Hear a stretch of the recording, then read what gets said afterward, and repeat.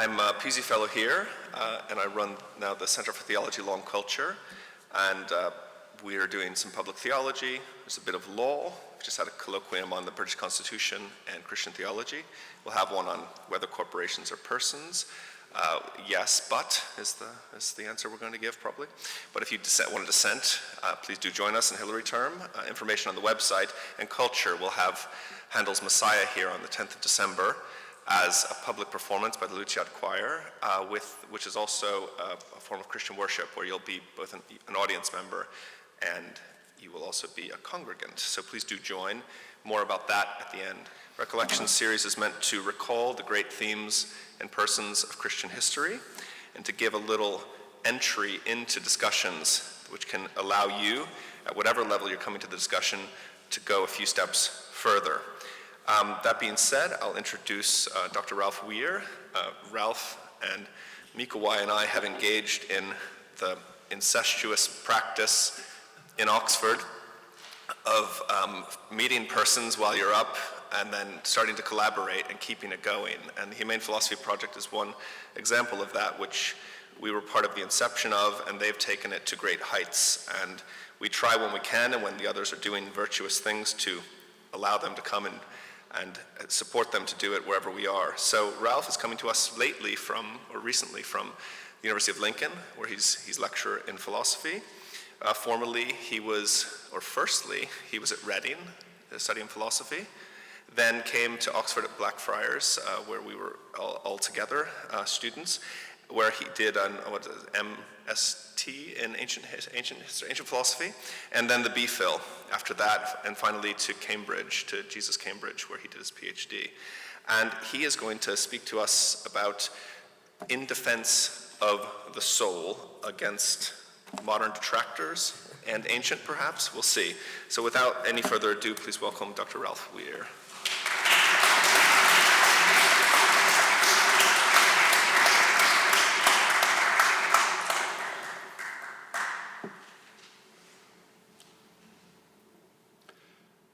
The mind-body problem is essentially as follows.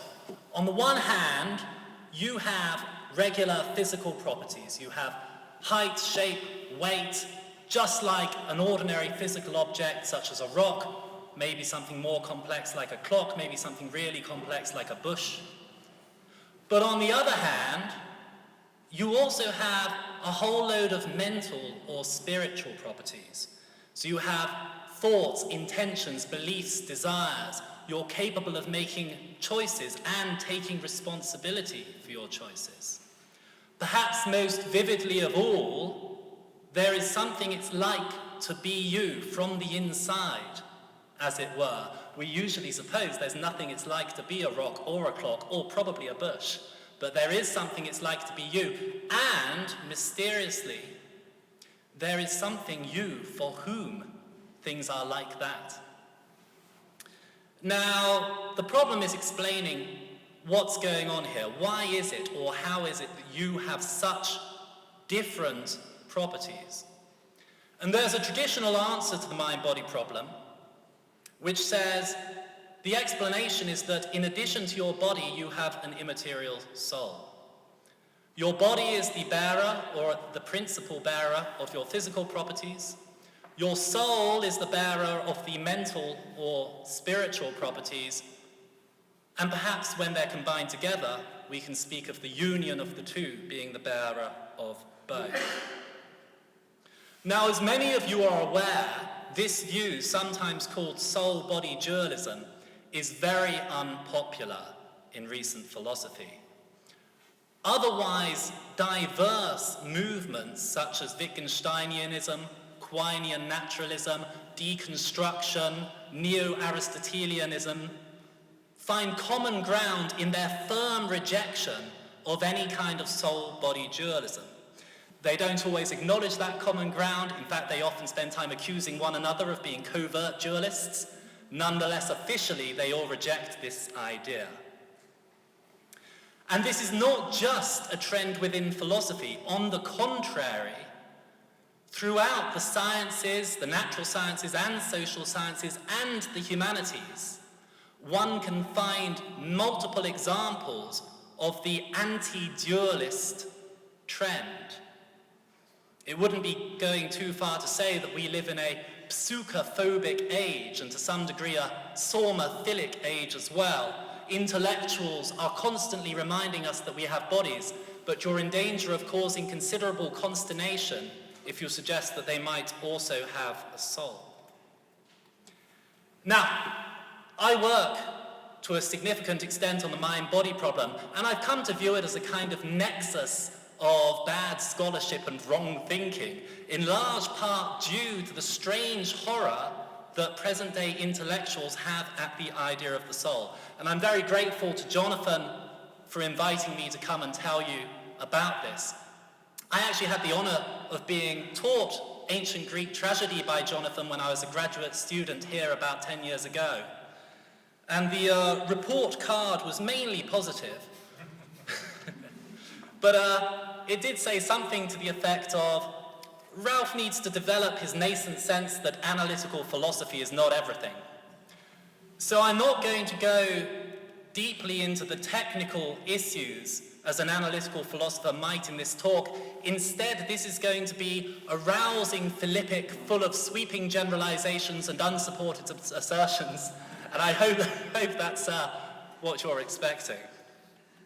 However, I do, as some of the advertising material for this talk says, have a book coming out next year with Routledge. It's going to be called The Mind-Body Problem and Metaphysics, or possibly the other way around, where I do go into a lot of the technical details. And I explain why it is I think the idea of the soul isn't going to go away, even in the most hard-nosed theoretical philosophy of the future. Now, it seems to me that the contemporary antipathy to soul-body dualism has given rise or encouraged two misconceptions. And both of these can be found in Gilbert Ryle's 1949 book, The Concept of Mind, which he published when he was Waynflete Professor of Metaphysics here at Oxford. And they are as follows. First of all, any kind of soul-body dualism is an idiosyncratic, largely Western view, principally due to Descartes. Secondly, soul-body dualism has nothing going for it theoretically. Ryle puts forward both of those views in his very influential book, but he's by no means alone.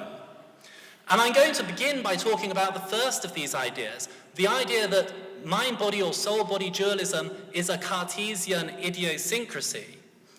Following that, I'll talk about whether there's anything going for the idea even in contemporary philosophy, science, or whatever discipline you think holds authority here.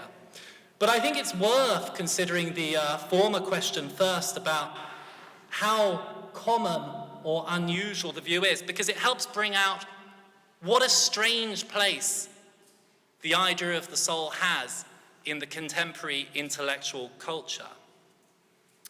So I'm going to start by saying something about the Bible. And one of the reasons why this topic is interesting is that it's a case where detached theorizing brings us up close to what are traditionally regarded as religious issues. Indeed, when I started thinking about this topic, I wasn't a particularly devout person. However, it always seemed to me that the utter failure of materialism to account for the spiritual or mental half of human nature was one reason to take religion, or religion as traditionally conceived, seriously.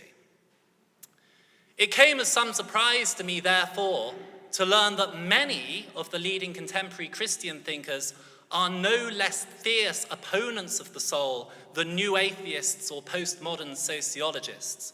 As Brandon Rickabaugh says in the first quotation on the handout, "Here is a staggering truth. The ontology of the human person currently embraced by the most vocal Christian scholars working on the issue is a view that almost no Christians thought plausible only 100 years ago. Until recently, the dominant view among Christian thinkers has been various forms of mind-body dualism, according to which the human person comprises body and soul. In stark disagreement, many contemporary Christian scholars vigorously advance anti-dualism and defend physicalism, understanding human persons as fundamentally physical.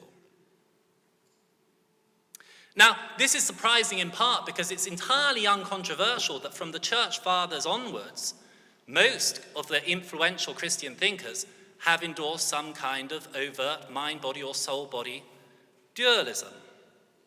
The reply put forward by contemporary thinkers tends to be that although that is the case, this is a kind of corruption of Christian thinking by Greek philosophy. And one of the first people to put forward this view was the English philosopher Thomas Hobbes in the 17th century, who says that the enemy has sown spiritual errors by mingling with Scripture the vain and erroneous philosophy of the Greeks, especially of Aristotle. The soul in Scripture signifieth always either the life of the living creature and the body and soul jointly, the body alive. So Hobbes blames Aristotle for widespread soul-body dualism among Christian thinkers. That strategy of arguing this is a corruption from Greek philosophy has remained prevalent, or it's had a renaissance in recent times, though it's usually Plato who is given the blame nowadays. Now, there is a problem with this view that the soul in Scripture signifieth only the living body.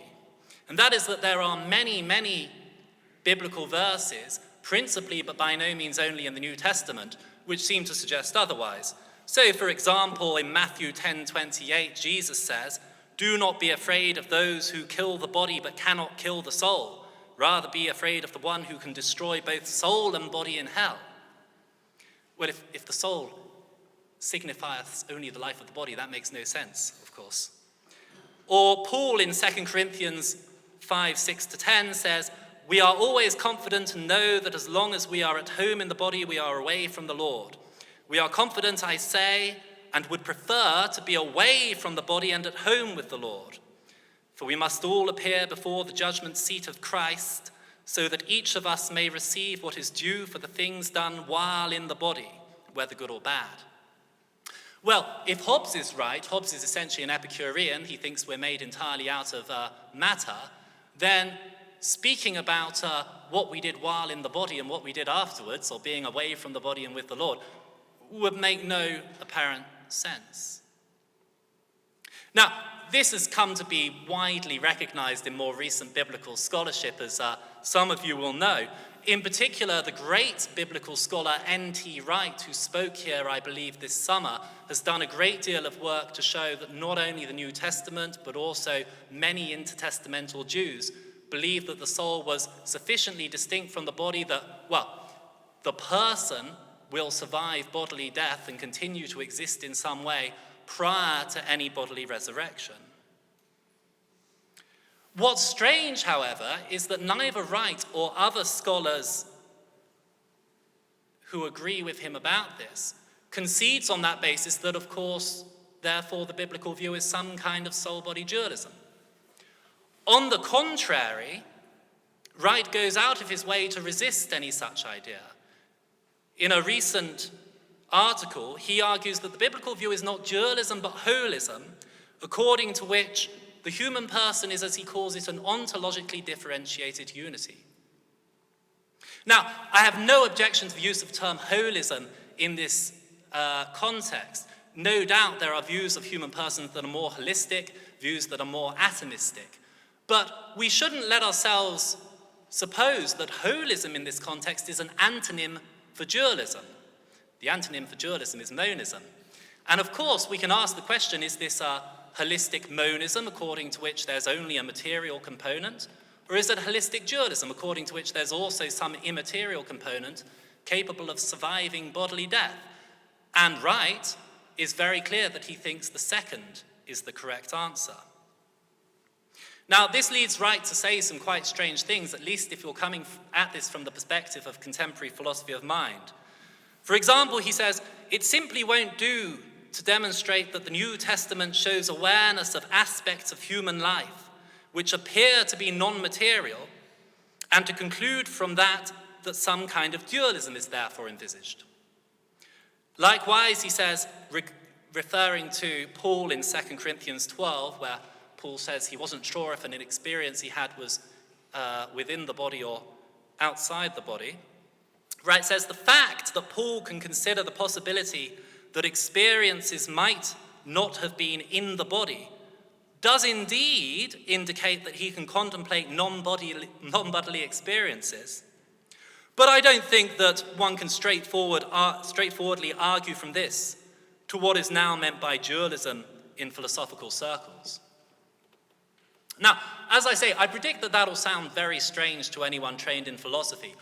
On the contrary, of course, that's what dualism means in contemporary philosophical circles.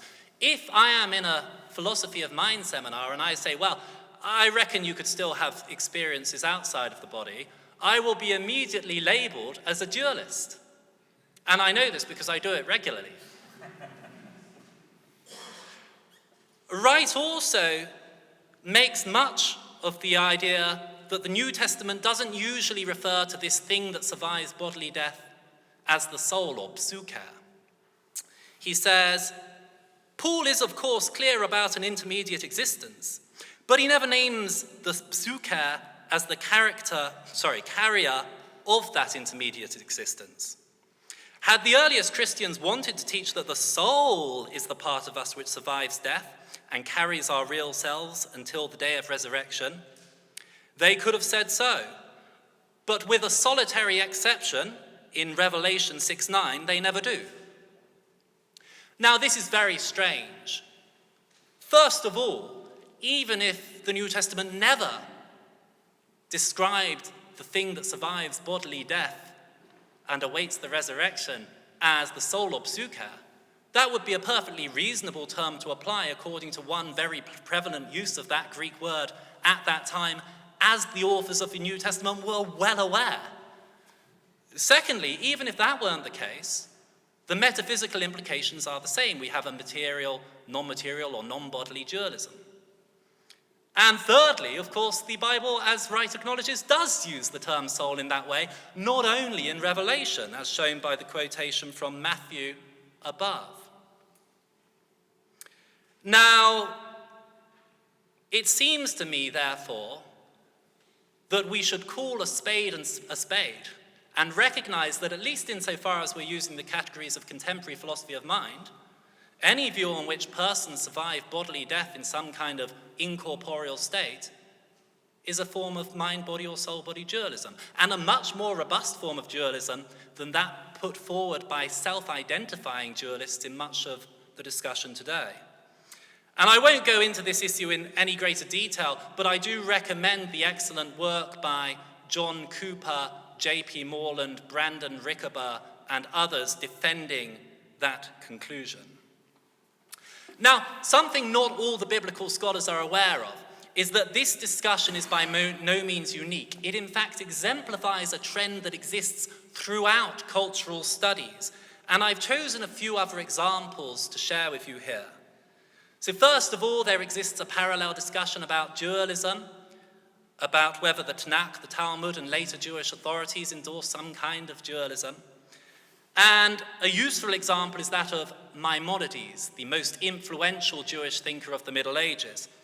If you put into Google Maimonides on the soul, the first entries you'll find, or the first things that came up for me, were an academic article which asserts that for Maimonides, the body and the soul are one unit. Body and soul are one. Secondly, there's an introductory piece at the website Jewish, Non-Jewish Relations, which elaborates a bit further. It cautions us that when we look at medieval Jewish thinkers such as Maimonides, when they spoke about souls, they were not speaking of things that continue to exist as ghosts of material things that have passed away. What people like Maimonides and Halevi meant when they said that something had a soul is that the thing is alive. Now, from that and from what they don't say, you might well take away the view that Maimonides' position is an essentially monist one, continuous with the kind of monist materialist positions that dominate contemporary philosophy.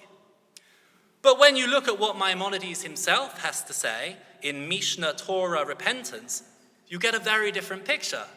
He says, for example, that in the world to come, there is no body or physical form, only the souls of the righteous alone, without a body, like the ministering angels. Or regarding certain bodily goods, Maimonides says, these are only considered of great benefit to us in this world because we possess a body and a physical form. In a situation where there is no body, all of these matters will be nullified. There is no way in this world to grasp and comprehend the ultimate good which the soul will experience in the world to come. In truth, there is no way to compare the good of the soul in the world to come to the bodily goods of this world. Maimonides also says rather beautifully that to try to explain to someone embodied the world to come would be like trying to explain to someone blind from birth the nature of a color. At least that's attributed to him. I didn't find the precise reference. Well, that seems pretty clear to me. If you say in a philosophy seminar, well, I reckon that the soul does survive without a body in the world to come, even if only for a temporary period, you would be classified as very much a dualist. You find the same thing when we turn to the ancient Egyptians. It's well known that Herodotus, in his histories, reports that the Egyptians were the first people to put forward the doctrine of the immortality of the soul, and to maintain that after death the soul enters another creature at the moment of that creature's birth, something widely believed in Greece at the time. Now, that was for a long time regarded as an authoritative view. After all, Herodotus had been to ancient Egypt, we haven't. Maybe he knows better than us. But as Thomas McEvilley says in his wonderful book, The Shape of Ancient Thought, for the last couple of generations, despite Herodotus' knowledge of ancient Egypt, his claim that this doctrine came from there has been widely discredited by scholars. They have been, in fact, somewhat curt and authoritarian on the point, almost disapproving, as if the question should never have been raised in the first place.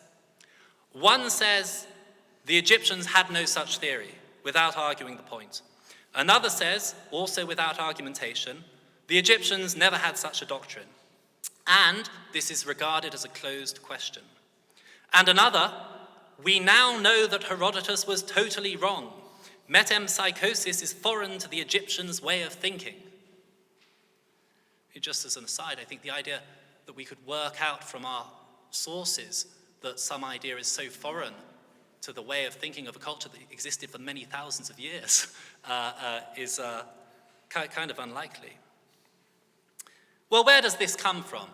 McEvilley identifies an article by Louis Zachbar as the first source of the idea the Egyptians had no idea of metempsychosis. There, Zachbar says that the Egyptian concept of man is not a composite of the body and soul, and death does not mean a separation of the soul from the body. To translate the bar, as some people wanted to, or any other of the words here discussed as soul, would be a matter of grave inaccuracy. Now, McEvilley says in reply, this is quite a long quotation, but I think it's so telling that it is worth reading out. So complete is the consensus on this important point, and so authoritarian in its declaration of the closed question, that it is hard to believe how meager the argumentation is. In the article that led to the almost universal rejection of Herodotus' claim by Western classicists, Louis Zachbar argued that in Egyptian culture, there was no idea to correspond directly to the Greek idea of the soul, or psyche. So there could be no doctrine of reincarnation of the Orphic, Pythagorean, Platonic type, since these theories were based on a soul-body dichotomy. The curious point is that the serious replies that cry out to be made to this simplistic argument have not been made. There is a dualism between the bar and the body, and that the bar in certain circumstances separates from the body and ascends to the sky on the death of the body, and that the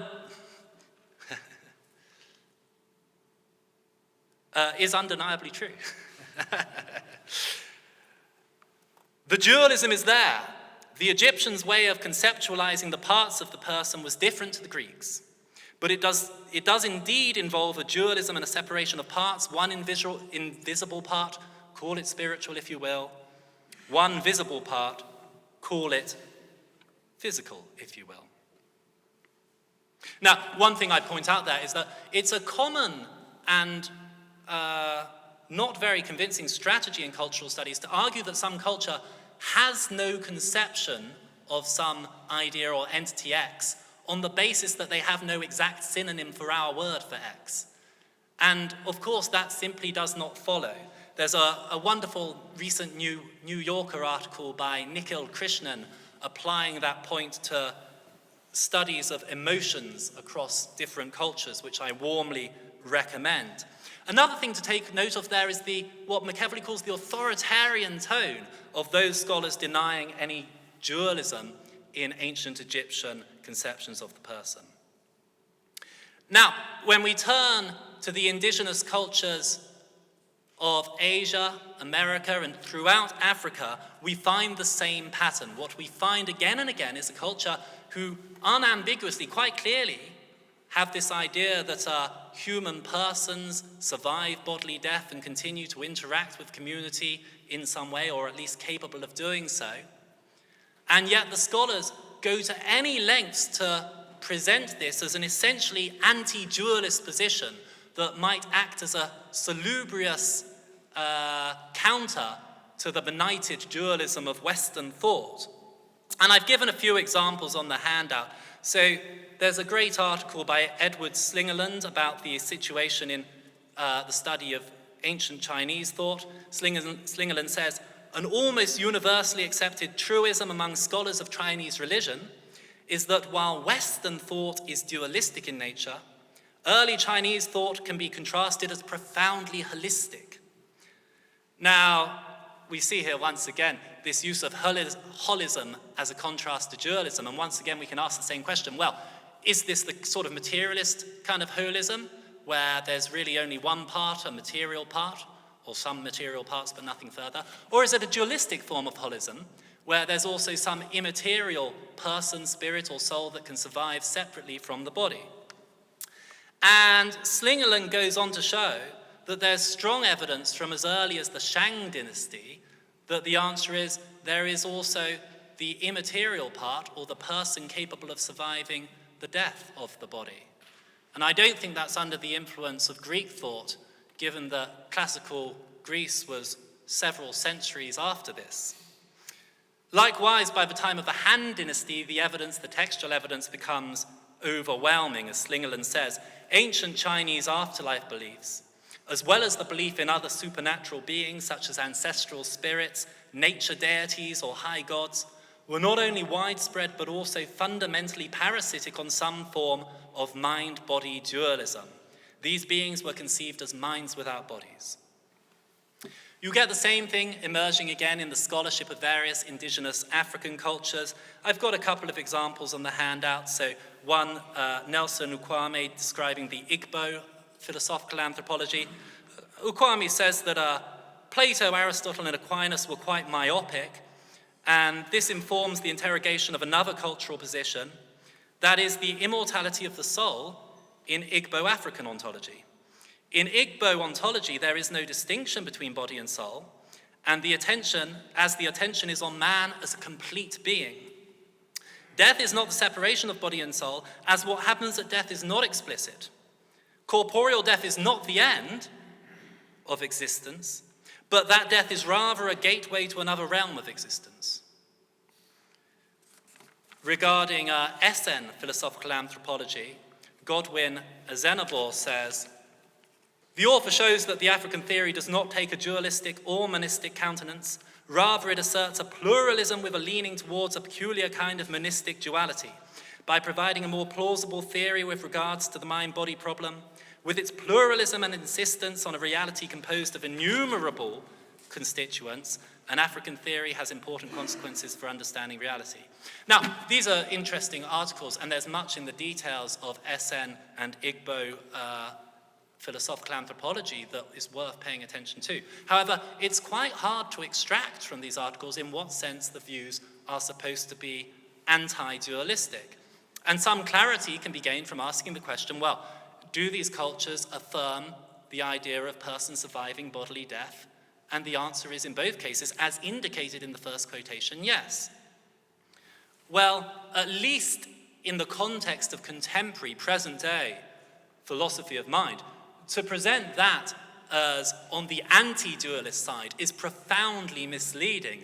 On the contrary, this is much closer to dualism than the vast majority of what goes on in present-day philosophy of mind. Now, I have one more fun example from North America, a kind of lovely article by Glenn Matzis arguing that the Anasazi built environment reveals a spiritual attitude towards the sky and its place within the earth that might help us to overcome Western soul-body dualism, as well as the metaphysics, religious creeds, overvalued rationalism, reductive science, and technological imperialism that have plagued the Greek to modern European tradition from its inception in Platonic thought. However, the story is essentially the same. On the basis of the flimsiest of evidence, Matzis insists that this is an anti-dualistic culture. And now, in the case of the Anasazi, we don't actually have any textual records, at least that we've discovered and can read, so it's hard to prove things one way or another.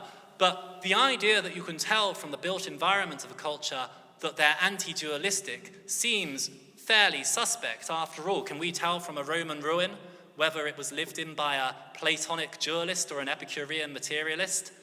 Moreover, the Platonic dualistic position was predated by various Asian forms of dualism in cultures no less preoccupied with the spirituality of the sky than the Anasazi. And finally, although we don't know about the Anasazi in particular, it is the case that more or less all American indigenous cultures we do know about affirm some kind of incorporeal survival of bodily death, and to that extent, some kind of soul-body dualism. And this point, in fact, applies very generally indeed. In Lyle Steadman, Craig Palmer, and Christopher Tiller's article, The Universality of Ancestor Worship, they review a classic study of ancestor worship in indigenous cultures and re-evaluate the something like 48% of about 60 cultures studied which were classed as not obviously having ancestor worship. And what they found was, well, ancestor worship's too narrow a category, but in every single case, the culture did indeed have the idea of persons surviving bodily death, and this usually played an important role in their religious traditions. Now, this raises the question, right? There are beautiful parallels between these discussions in biblical scholarship, in Jewish theological scholarship, in wider cultural studies. Why is it that scholars do this? Why is the soul-body dualism of our forebears treated like a shameful secret, something to be swept under the rug insofar as at all possible? And there are some local factors that could be talked about here. Many theologians in the Christian tradition want to avoid drawing attention away from the importance of bodily resurrection. Many cultural scholars, sociologists, are influenced by Derrida or the deconstructionist idea that we need to oppose binary oppositions. And many people are genuinely interested in the important details between different kinds of philosophical anthropology. But I don't think any of these explanations goes to the heart of the matter.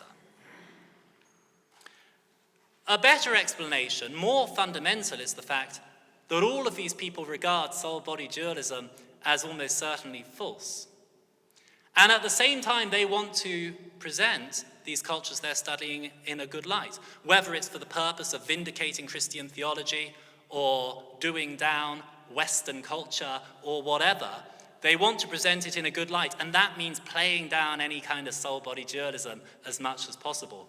Moreover, I think that if you are an opponent of soul-body dualism, you might well want it to be the case that this is really a very idiosyncratic position popularized by a wicked Pied Piper such as Descartes, rather than the common assent of all humanity, because that would make it much easier to be dismissive of the idea. So we should turn now, and I'm conscious I don't have a huge amount of time to do this in, but it's okay, I said I wouldn't give you any of the detailed argument. We'll turn now to the question, well, is there anything in this idea? Is it true that there's nothing to be said for the soul-body distinction? And there's two ways we might approach that question. Firstly, from the perspective of empirical science, and in particular, what's known as parapsychology, and secondly, from the perspective of philosophy. So in 1882, the Society for Psychical Research was founded with the central intention of investigating empirically whether there is such a thing as the soul. Some of the first members of the Society for Psychical Research were very distinguished thinkers, scientists, even one future Prime Minister, Arthur Balfour, which is significant because that position carried a certain degree of prestige in those days. And they studied or set out to test the existence of the soul, both directly by things like seances and also indirectly by looking at phenomena such as extrasensory perception and near-death experiences. Now, I won't say anything in detail about this. I will only say my own opinion is that the Society for Psychical Research, despite their enthusiasm, failed to come up with anything convincing in favor of the existence of an immaterial soul. In 1939, in his presidential address to the Society, H.H. Price said, "If our study is to become an experimental science in the full sense of that phrase, we must be able to produce the phenomena whenever we like. It is not enough to be able to detect and measure them when they do happen." Now, I think Price was right about that. Price was a great thinker, and so far as I can tell, that never happened. There are no paranormal phenomena that have been established in a repeatable, testable manner, at least not to my satisfaction. I don't want to say on that basis that there's nothing of interest to study here. On the contrary, we know that some of these phenomena, in some sense, occur. A great example of this is that of A.J. Ayer's near-death experience. Ayer, the Wickham professor of logic, here about 70 years ago, was by no means the kind of person who would make up a paranormal event, but in his well-known article, What I Saw When I Was Dead, he reports that whilst undergoing treatment in hospital and being, by the current standards, medically dead, he had this rather surprising out-of-body or seemingly spiritual experience. He concludes the article by saying, "So there it is, my recent experiences have slightly weakened my conviction that my genuine death, which is due fairly soon, will be the end of me, though I continue to hope that it will be."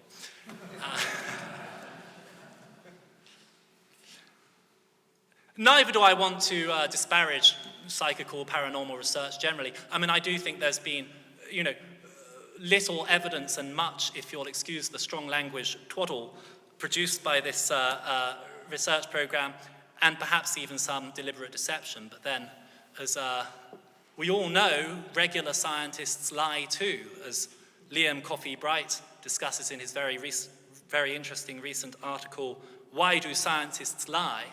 And so a certain amount of scientific fraud shouldn't allow us to dismiss an entire field.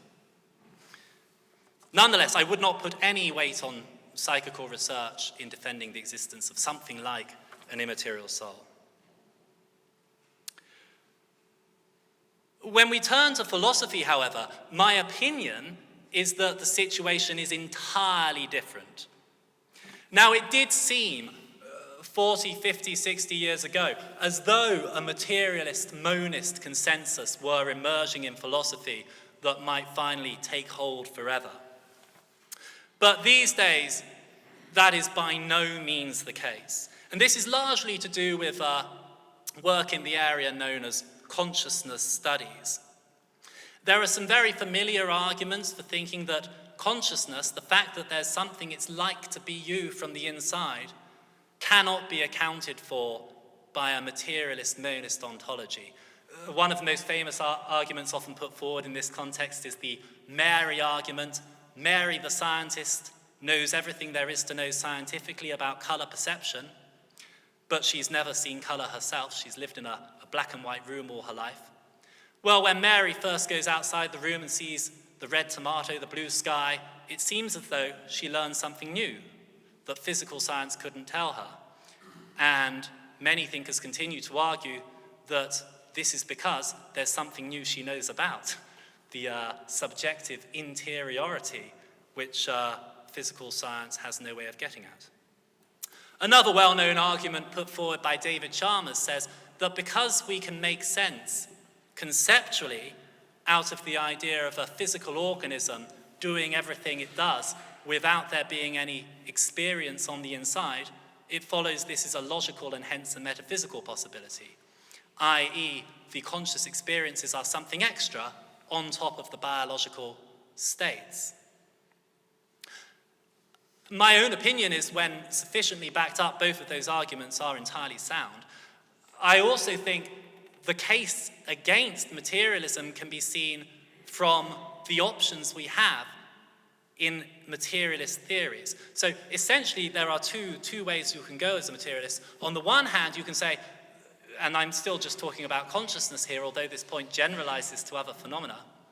On the one hand, you can say, actually, those qualitative states that you seem to know better than anything else in the world don't really exist. That's an easy way of getting around the problem of explaining them in a materialist ontology. But I think Galen Strawson is right to say that's about the silliest thing anyone's ever said.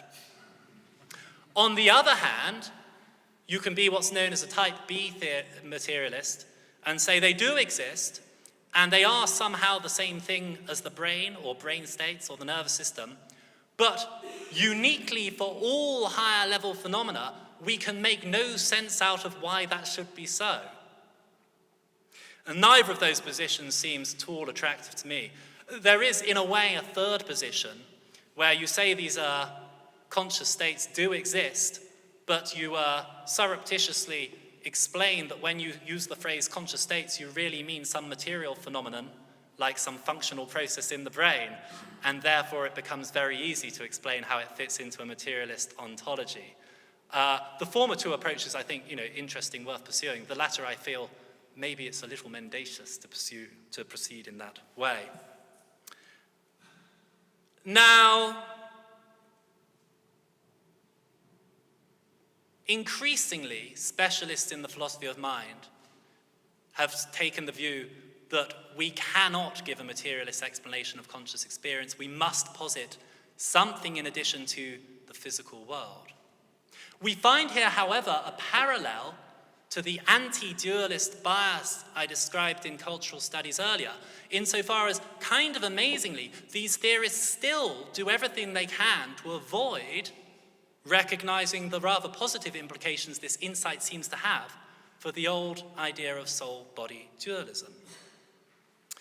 I've got a few quotations expressing this attitude, perhaps one from the great popularizer of science, philosophy, contemporary thought more generally, Yuval Noah Harari, is worth reading out. In his book, very interesting, exciting, fun book, Homo Deus, Harari says on page 52, there is zero scientific evidence that sapiens, humans, have souls. On page 55, Harari says, how is it then that when billions of electric signals move around in my brain, a mind emerges that feels? As of 2016, we have absolutely no idea. Now, it seems extraordinary not to put those two claims together and draw the inference, well, maybe there was something in this idea of an immaterial soul after all. It's not only in the popular literature that you see this pattern. Indeed, the specialists in philosophy of mind who established or re-established the popularity of dualist views take the same approach. What they tend to say is, well, look, we need to posit something non-material, but these arguments suggest that the physical body has some extra immaterial properties, but those properties don't belong to any kind of separable self or substance that might exist without the body. David Chalmers says this in the quotation 24. The dualism implied here is instead a kind of property dualism. Conscious experiences involve properties of an individual that are not entailed by the physical properties. Consciousness is a feature of the world over and above the physical features of the world, but this is not to say there's a separate substance. The issue of what it would take to constitute a dualism of substances seems quite unclear to me. And as the Kim quotation below shows, and there's many other quotations that you can find in my forthcoming book, this has become a kind of consensus or perceived consensus opinion in contemporary philosophy. Yeah, there are really powerful challenges to materialism, but they don't lead us to anything like an immaterial soul. Now, this is a strange conclusion to draw for a few reasons. First of all, looking at the history of ideas, it's fairly clear that the most intuitive alternative to materialism for most people is some kind of soul-body dualism, some kind of position where there's a separable entity in addition to the body, not just some extra properties. Indeed, I find it very hard to make sense of what it would be for immaterial properties to belong to something that is otherwise merely a material body. Secondly, and more surprisingly, there exists no widely accepted reason for favouring property dualism to substance dualism in the philosophical literature. There is no widely accepted reason for preferring the popular view over the unpopular one. This is just accepted dogmatically. Thirdly, and most significantly, my opinion is that the kind of arguments that challenge materialism, that lead some people to be property dualists, well, one can reverse or invert those arguments to give homologous arguments for thinking that if there's an immaterial thing here at all, it's got to be a separable substance in its own right. That's essentially what the upcoming book is about, and I go into this in great detail there. But the short story is as follows. If it's true that the fact that we can make sense of the idea of a human organism doing everything it does while it's all dark on the inside without any conscious experience, and if it's true that that shows that the physical organism does not necessitate the existence of conscious states, then likewise, the fact that we can make sense of the idea of someone undergoing experiences outside of the body, as St. Paul puts it in 2 Corinthians 12, entails that our conscious lives do not necessitate any material thing, and therefore our conscious lives must involve separable immaterial substances. It would also be possible to invert Jackson's Mary argument. I'm constructing a version with her cousin Elizabeth, the phenomenologist. I haven't filled in the details yet, but the conclusion is going to be roughly the same. And I should add that this is only when we focus on the issue of consciousness. There are countless other aspects of our mental or spiritual lives which materialism is equally unable to accommodate. Intentionality, personal identity, subjecthood, unity, moral responsibility and agency, the list goes on and on. My opinion is, the situation is the same in each case. I hope to write another book where I go through all of these, but in the meantime, there's some great work, at least on the issue of personal identity and the self in this context by people like Richard Swinburne and Martina Niederrumelin. Now, what you might be wondering is, well, isn't there this great problem with soul-body dualism, however? Don't we know there's this scientific objection according to which an immaterial soul wouldn't be able to interact with a material body? And there does indeed exist a kind of myth in both popular and specialist understanding of philosophy according to which that is the case. However, the myth is highly deceptive. For one thing, it's often put about that this objection was raised by people like Pierre Gassendi and Elizabeth of Bohemia to Descartes himself and undermined dualism from the start. But no one in the contemporary literature adopts anything like Gassendi's or Bohemia's version of the objection, which seemed to presuppose that all causation involves physical impact, something we just don't have to accept.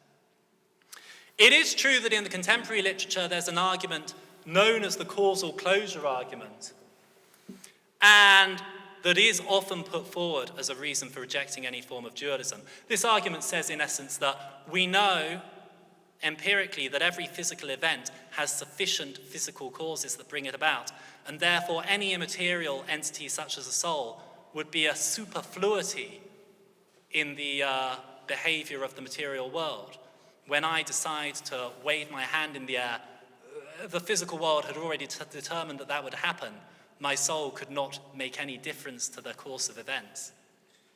And although I said there's no widely accepted reason to prefer property dualism over substance dualism, property dualists do sometimes gesture at this as a reason for rejecting the idea of an immaterial soul.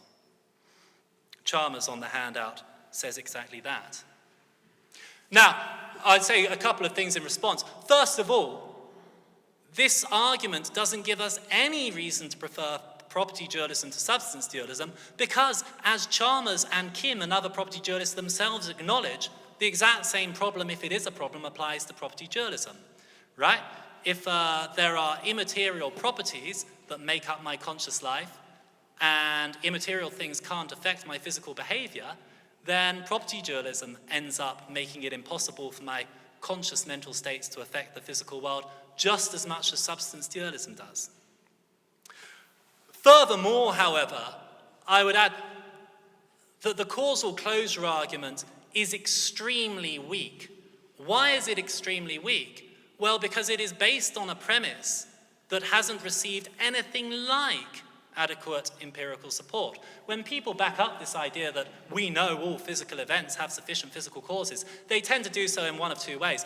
One thing they do, or might do, is say, well, look, this is true of inanimate matter. We've tested it in places like the Large Hadron Collider. We've investigated it in great detail. And then they generalize to the case of animate organisms.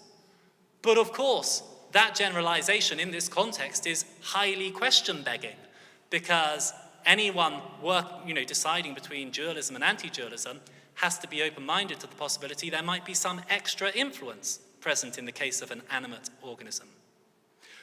The other approach people sometimes take is to claim that actually biological science's observation of the nervous system shows that within the human body and brain, no physical event occurs that does not have sufficient physical causes. Now, I think that would give us good empirical grounds against any interactionist form of dualism. If we could, for example, map the mechanics of someone's nervous system in sufficient detail that we can predict what ought to happen next on the basis of fundamental physical laws and show that our predictions are always right, that would pose a serious challenge to standard forms of interactionist dualism. But the actual evidence we have for this claim falls so short of that as to be laughable. Indeed, it usually comes down to the observation that it has not yet been proved that that isn't what we would observe if we were able to map the nervous system in such detail. And even if you still find the causal closure argument troubling, it's worth saying the game hardly ends there, because there are also non-standard interactionist forms of dualism and non-interactionist forms of dualism, which are invulnerable to that argument, even though they might be vulnerable to others. Now, I'm conscious that I've got to draw to a close. At this stage, you're all already convinced that some kind of soul-body dualism is true, but perhaps some of you still feel some lingering unease. I think that's a common response to these kinds of arguments. Even if you don't really think the causal closure argument's that powerful and you haven't come across another argument that's a lot better, people often feel that to posit an immaterial soul is to posit something that doesn't fit well into our wider, shared, largely naturalistic or physicalistic worldview. The soul is something too big to add without making further differences. If the soul exists, the world seems a lot more mysterious than it seemed before. Now, I actually think this is right, and I think that often the interaction problem is acting as a stand-in for people's unease about the mysterious implications the existence of something like a soul would have for our wider worldview. I am aware there's been a little philosophical work on this, but not much, largely because we've been too hung up on the interaction problem. And I think sometimes even contemporary dualists play down the mysterious nature of the position arrived at in a way that exacerbates this problem. They try to describe soul-body dualism in a way that makes it sound like a little addition to our wider worldview, something not to be troubled about, not to be in awe of. I think John Henry Newman does a bit better in his sermon, The Individuality of the Soul, which was delivered in 1839 over at the University Church, when he says that a person with a soul has a depth within him unfathomable, an infinite abyss of existence, and the scene in which he bears part for the moment is but like a gleam of sunshine upon its surface. Now, I think that Newman is essentially right in what he says there. But I do share the sense of unease about what this means, especially when I have to explain what I work on to other academics. To posit a soul is to get yourself quickly into deep water. It's to posit something vast and awful. But however uneasy the tremendous mystery of our condition makes us feel, I would urge that there is no justification for refusing to acknowledge that mystery, much less for trying to cover it up. Thank you.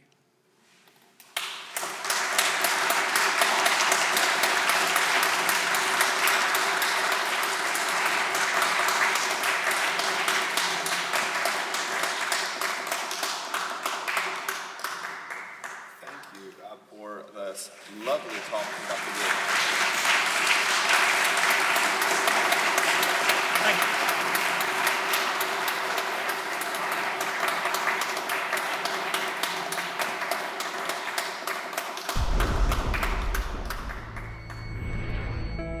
Thank you.